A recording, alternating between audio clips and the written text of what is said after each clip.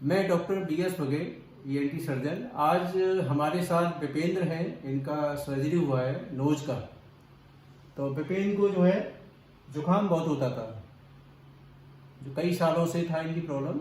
तो नाक बंद होना, जुकाम बार बार होना, और उसकी वजह से विपेंद्र के कानों में थोड़ी प्रॉब्लम आई, पस आने लग गया, और इनको जो है कान के पर्दे में जो है होल हो गया, छेद है, परफोरेशन, जिसमें हम मेडिकल लाइन में क्रोनिक सुपरेटिव ओटाइटिस मीडिया कानों का कहते हैं। तो दोनों ही कानों में दिक्कत है।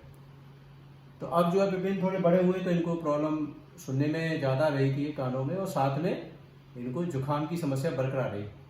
छींकें भी आती थी विपिन? और जुकाम कितना रहता था आपको? 15 दिन जुकाम रहता था। तो जुकाम जो ज़्यादा रहता है, क्रोनिक ओटाइटिस मीडिया, उससे बनने के चांस होते हैं कानों की बीमारी। वो गले में इन्फेक्शन जाता है, गले से हमारा ईयर का एक कनेक्शन है यूस्टेशियन ट्यूब, उसके द्वारा कानों में पस बन जाता है। तो आपको जो बात करते थे विपिन, तो इन्होंने कान के बारे में ज़्यादा बोला कि नाक के बारे में ज़्यादा बोला? इन्होंने कान के बारे में ज़्यादा बोला। जुकाम तो रहता ही रहता था, पर कान के बारे में ज़्यादा बोला। तो ये मेरे पास आए थे ईयर सर्जरी के लिए।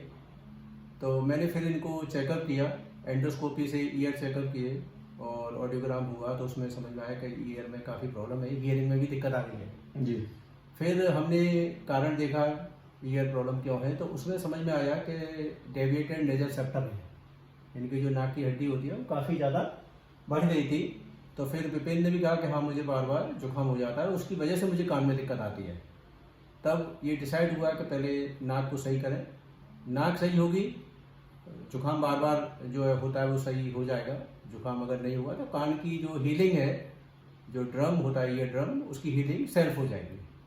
तो इनके बड़े भाई हैं, इन्होंने समझा, मम्मी पापा ने समझा, तो इन्होंने फिर यस किया, कंसेंट दी, और हमने सबसे पहले फिर विपिन का नाक का सर्जरी किया है। और मुझे ऐसा उम्मीद है कि आने वाले 6 महीने में, साल में, तो इनको कान की जो समस्या है काफ़ी हद तक निजात मिल जाएगी। Thank you very much.